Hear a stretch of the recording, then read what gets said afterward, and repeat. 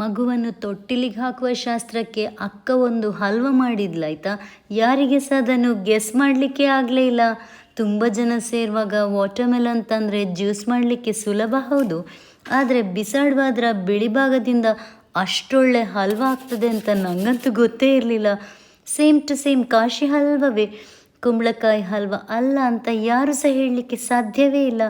Recipe save ಮಾಡಿ ನಿಮ್ಮ ಫ್ಯಾಮಿಲಿಗೂ surprise ಕೊಡ್ತೀರಲ್ವಾ. ಮಾಡಲಿಕ್ಕೆ ಎಷ್ಟು ಈಸಿ ಗೊತ್ತಾ. ಬಿಳಿ ಭಾಗದ ಸಿಪ್ಪೆ ತೆಗೆದು ತುರಿಯುವುದು, ಹದ ಉರಿಯಲ್ಲಿ ಬೇಯಿಸೋದು ಅಷ್ಟೇ. ಫ್ಯಾಮಿಲಿ ಫುಲ್ ಒಟ್ಟು ಸೇರುವಾಗ ಎಂಥ ಖುಷಿ ಅಲ್ವಾ. ಫಂಕ್ಷನ್ ಇದೆ ಅಂತ ಚೆಂದ ಹೊರಡೋದು, ಕಷ್ಟ ಸುಖ ಶೇರ್ ಮಾಡೋದು, ಒಬ್ರಿಗೊಬ್ರು ಕೆಲಸದಲ್ಲಿ ಕೈ ಜೋಡಿಸೋದು, ಸಂಪ್ರದಾಯ ಕಲಿಯುವುದು ಉಳಿಸೋದು, ಎಲ್ಲ ಸಹ ಖುಷಿಯನ್ನು ಹೆಚ್ಚು ಮಾಡುವುದೇ. ಮಗುವನ್ನು ತೊಟ್ಟಿಲಿಗೆ ಹಾಕುವ ಶಾಸ್ತ್ರ ಸಹ ಮುಂದೆ ಸಿಹಿ ನೆನಪಾಗಿ ಉಳಿಲಿಕ್ಕುಂಟು. ಈ ಹಲ್ವ ಮಕ್ಕಳ ಫೇವ್ರೇಟ್ ಅಂತೆ.